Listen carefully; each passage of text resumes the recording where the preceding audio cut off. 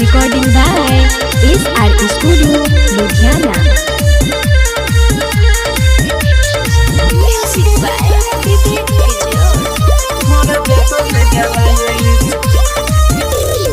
सही सही नाच छोड़ी करे न डराना, छोरा सब लूट तोगे चोली के खजाना।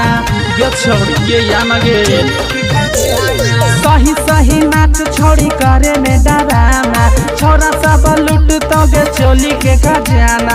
डीजे वाला छोरा सब पी के छोड़ टाइट फोड़ दे तो हेडलाइट। डीजे वाला छोरा सब पी के छोड़ टाइट फोड़ दे तो हेडलाइट। डीजे वाला छोरा सब पी के छोगे टाइट फोड़ दे तो हेडलाइट।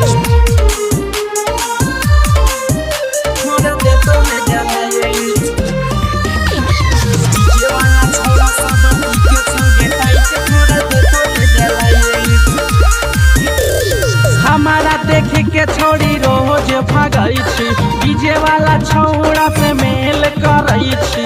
के छोड़ी सुना मेल करई छी, हमारा देख के छोड़ी रोज भागई छी, डीजे वाला छौड़ा से गे मेल करई छी। डीजे वाला छौड़ा सब पी के छोड़ टाइट फोड़ा दे तो हेडलाइट। डीजे वाला छौड़ा सब पी के छोड़ टाइट फोड़ा दे तो हेडलाइट। डीजे वाला छौड़ा सब पी के छोड़ टाइट फोड़ा दे तो हेडलाइट।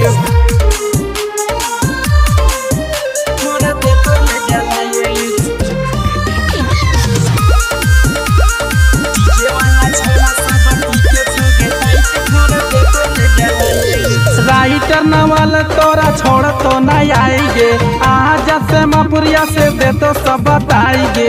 हेगे सुना दे तो सब बताएंगे। राइटर नवल तोरा छोड़ तो नहीं आएगे, सांझ शिकारी से दे तो सब बताएंगे। डीजे वाला छोड़ा सब पीके से फ्लाइट फोड़ दे तो हेडलाइट। कटिहार के छोड़ा सब पीके से टाइट फोड़ दे तो हेडलाइट।